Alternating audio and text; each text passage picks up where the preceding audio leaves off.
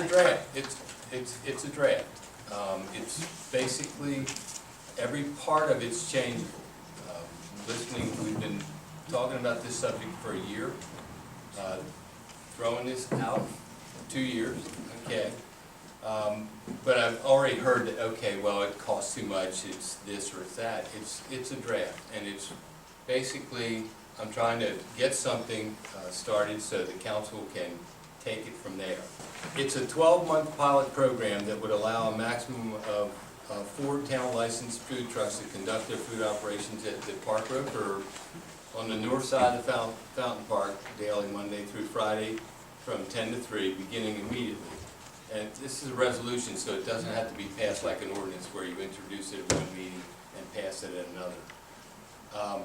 Because I haven't been able to get from the council what an appropriate fee for that would be. I used the fee that we use at the farmer's market times the 20 days there are in a month. Again, that's up to the council. Where it is up to the council. How many months the pilot program is up to the council. It really, somehow the ball has to be put into play. People have been asking, where is this thing? We passed the ordinance allowing food trucks everywhere but on public streets in May. This is a resolution that would allow them on public streets in specified locations. Again, the locations can be changed, the amount that you charge can, the sensitivity of the background investigation is changeable, the location's changeable. Here it is for you, and I guess that sort of gets the ball rolling here. Yeah, as before, I'm still supportive of bringing the food trucks into a specific part of town.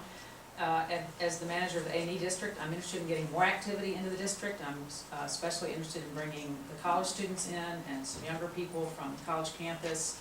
People can walk down or drive down from Dixon. So I know there are a lot of issues, and every time I talk to somebody, I hear another good point, whether it's an objection or a plus. I think it's an extremely complicated issue.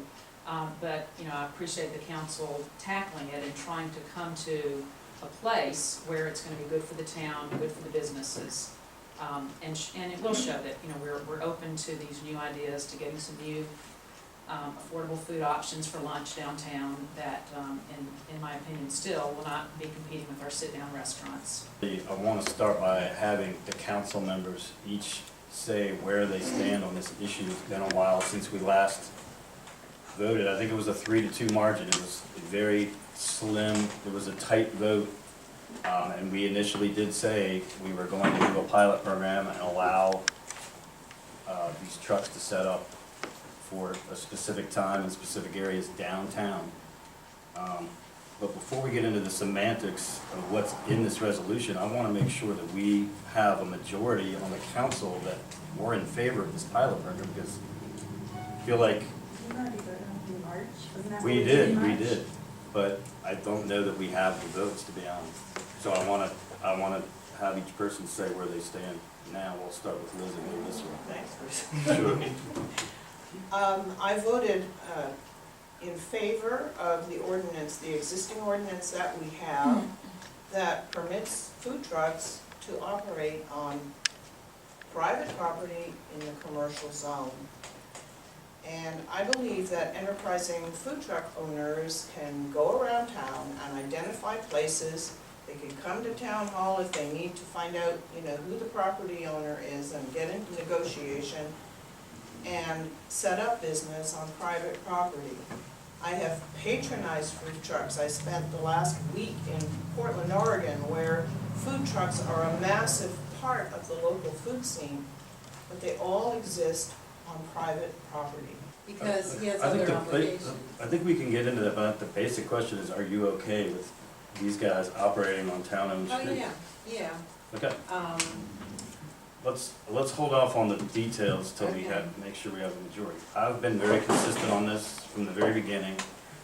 I personally don't feel that these trucks really are direct competition with our sit-down restaurants. I feel like it's two different markets. If you go get a taco or a pulled pork sandwich at a food truck, you don't want to sit down and hang out at a table for an hour like you would if you went to Lemon Leaf or the Fish Whistle or any of our other awesome restaurants downtown. I feel like food trucks have the potential to stimulate more foot traffic downtown, which, if you walked around town at noon today, the weather was terrible, but there was nobody there. But I see that on Tuesdays when it's 75 degrees and sunny. We just need more bodies down there, and I think food trucks could be an avenue for that. I'm in favor. I think it's, I understand our brick and mortar establishments have different overhead costs, but that's the choice that they make as individual entrepreneurs. And I think the food truck model is I've said this before, it's kind of clever, really. It allows you to be mobile and nimble Yeah. with a little overhead, and that's why it's a growing field. It's entrepreneurship. Also in favor of allowing food trucks on our public streets, primarily because those public streets, while they are of course taxpayer owned, overwhelmingly the local community is in support of our food trucks. So that's why I don't feel bad ceding the public streets to private businesses, because in the communications that I've heard throughout the community with our local residents here, they overwhelmingly want these food trucks. Just a little correction, Sam. After you've been in this business a while, you realize the people who know what you're in favor of are the ones that come to you. I'm not overwhelmed by people wanting the food trucks. I'm overwhelmed by people who don't want the food truck. So, just a clue to you, once they find out the way you are, that's where they flock to you. I think it's a very well drawn up ordinance, but I still hasn't reached that point, and where I think we should be renting our streets out for whatever reason. I mean, I would say the same thing if somebody wanted to sell mattresses out of the back of a truck. But not high speed It's just not internet. something we do. And I do think it's gonna hurt the brick and mortar people. And the mayor doesn't seem to think this. Well, you have a choice between you're gonna go into a restaurant or you're gonna but they have to open up every morning. I heard some guys run the food truck say, I only make $30 some days. They lose $100, $200 some day because they have staff to pay, insurance to pay. So if you take 2 or 3 sandwiches a day, it might be one waitress out of a job. Okay, well, it looks like we still do have a 3-2 majority in favor of this pilot program, which brings us to this document and what's in it. I talked to Bill earlier today about the requirement of having these guys there Monday through Friday. And I think what Bill was thinking is that we would actually reserve that whole area of parking for the food trucks Monday through Friday. And I don't think we should do that, honestly. I don't think there should be a requirement to be downtown if they don't want to be there. But I think we should set a specific areas where if you want to come into town that day and sell your wares, you can do it here or here. But it's up to you to show up at 8 in the morning before everyone else is coming to town and find a spot in one of those locations.